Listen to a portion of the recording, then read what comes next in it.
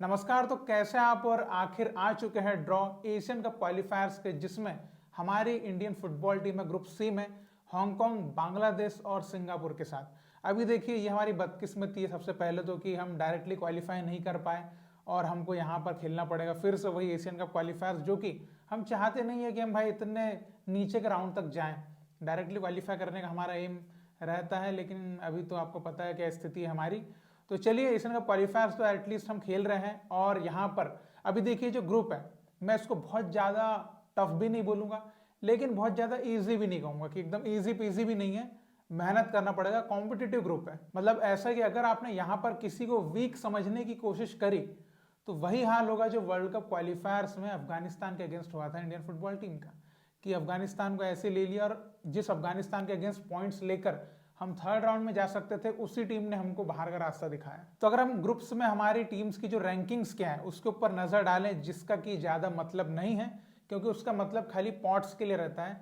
अब मैच में रैंकिंग का कोई मतलब नहीं है, लेकिन फिर भी आपकी क्यूरियोसिटी के लिए मैं वो आपको बता देता हूँ। हांगकांग की रैंक है 156, सिंगापुर की रैंक है 161 और बांग्लादेश की रैंक है 185। अब हम तीनों ही टीम्स के बारे में थोड़ा सा डिस्कशन करते हैं। और हाँ, मैं प्रेडिक्ट नहीं कर सकता कि इस ग्रुप से कौन सी टीम क्वालिफाई करेगी, ये बिल्कुल प्रेडिक्टेबल नहीं है क्योंकि यहाँ पर जो है ना कॉम्पिटिटिव ग्रुप है और ऐसे ग्रुप्स में ऐसा प्रेडिक्ट करना थोड़ा मुश्किल हो जाता है। लेकिन हाँ, हम इस वीडियो में ये जरूर बात करेंगे कि कौन कौन सी टीम्स जो है अदर ग्रुप से क्वालिफाई करने के चांसेस रखती है। तो सबसे पहले अगर हम हांगकांग की बात करें तो लास्ट टाइम हमने उनसे खेला था एशियन कप क्वालिफायर्स में ही, जिसमें हमने उनको ह्यूमिलेट कर दिया था।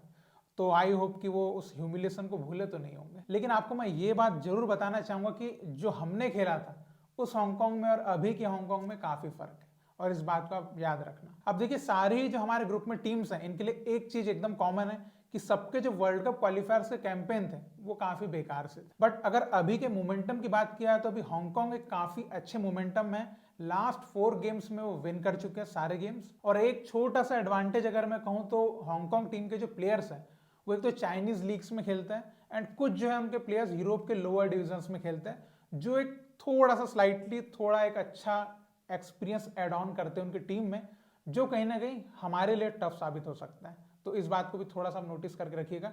और एक और चीज जो कि यहाँ पर मैं आपको थोड़ा सा हाईलाइट करना चाहूंगा कि हांगकांग टीम के कोच है एजली वेस्टवुड।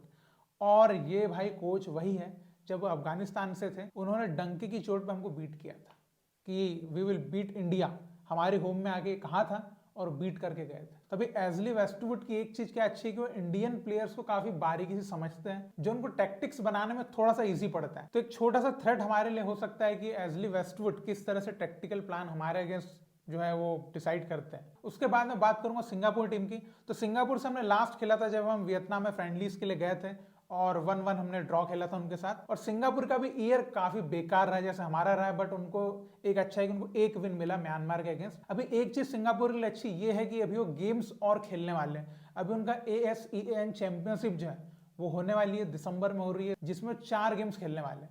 तो ये थोड़ा सा गेम्स खेल रहे हैं, ये उनके लिए अच्छा है। लेकिन हमारे लिए इसमें यहाँ से पॉजिटिव ये है कि यहाँ पर हम उनके 4 गेम्स में उनका जो गेम है उसको एनालाइज कर सकते हैं कि how they will plan against us.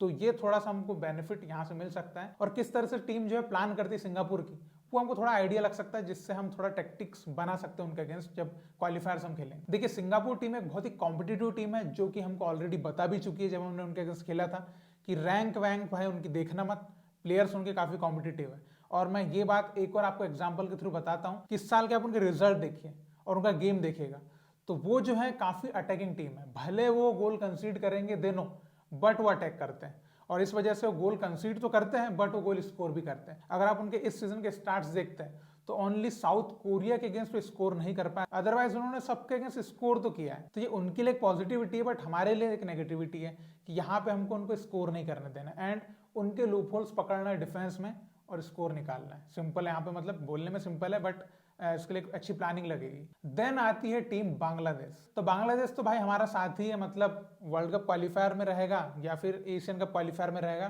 तो वो हमारे साथ है ना। जैसे अफगानिस्तान या बांग्लादेश तो हमको मिलती ही मिलती है, तो वैसे बांग्लादेश भी हमारे साथ ही है।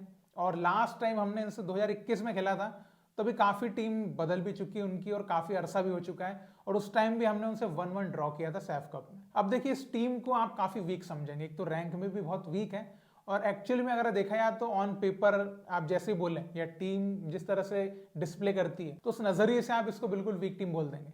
लेकिन यही गलती मैं सेम बोलूंगा कि ये गलती मत करना कि एकदम वीक टीम मत समझ लेना, क्योंकि यही गलती हमने अफगानिस्तान के अगेंस्ट वर्ल्ड कप क्वालिफायर में ऑलरेडी करी थी और उसका हमको नुकसान मिला था।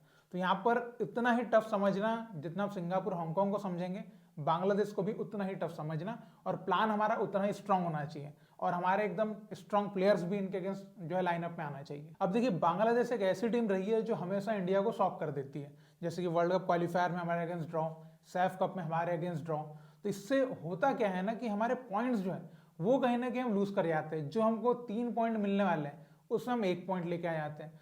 तो ये हमको फिर ओवरऑल में जब बाद में जब टेबल में जाते हैं तो वहां हमको जो है तकलीफ देता है। और बांग्लादेश की हमेशा से खासियत रही है कि भाई वो एकदम डिफेंसिव पूरा बस पार्किंग खेल लेते हैं और गोल नहीं मारने देते, और काउंटर में जैसे तैसे सेट पीसेस पे गोल निकालने की कोशिश कर लेते हैं। तो अगर बांग्लादेश सेम स्ट्रेटेजी फॉलो करती है तो हमको इस प्लान को ब्रेक करने के लिए अदर अल्टरनेटिव प्लान हमारे पास होना चाहिए। ये थोड़ा मनोलो को मतलब प्लानिंग करना पड़ेगा। और एक पॉजिटिव बात मैं आपको बताना चाहूंगा कि भाई हमारा पहला गेम जो है ना होम में बांग्लादेश के अगेंस्ट ही है। तो अगर होम में हम पहला ही गेम 3 पॉइंट के साथ स्टार्ट करते क्वालिफायर्स कैंपेन तो ये हमारे लिए बहुत अच्छा हो सकता है। पहला तो ईयर की पॉजिटिव स्टार्टिंग मिल जाएगी हमको, जो कि 2024 में बिल्कुल बेड़ा गर्क था हमारा। तो वो सबसे पहले तो स्टार्ट बहुत अच्छा मिल जाएगा। तो बिगिनिंग जब कोई चीज़ की अच्छी होती है ना तो फिर आगे कॉन्फिडेंस भी अच्छा बनता है टीम का। अब देखिए, मैं प्रेडिक्शन तो बिल्कुल नहीं करूंगा और मैं करना भी नहीं चाहता, because group is very competitive.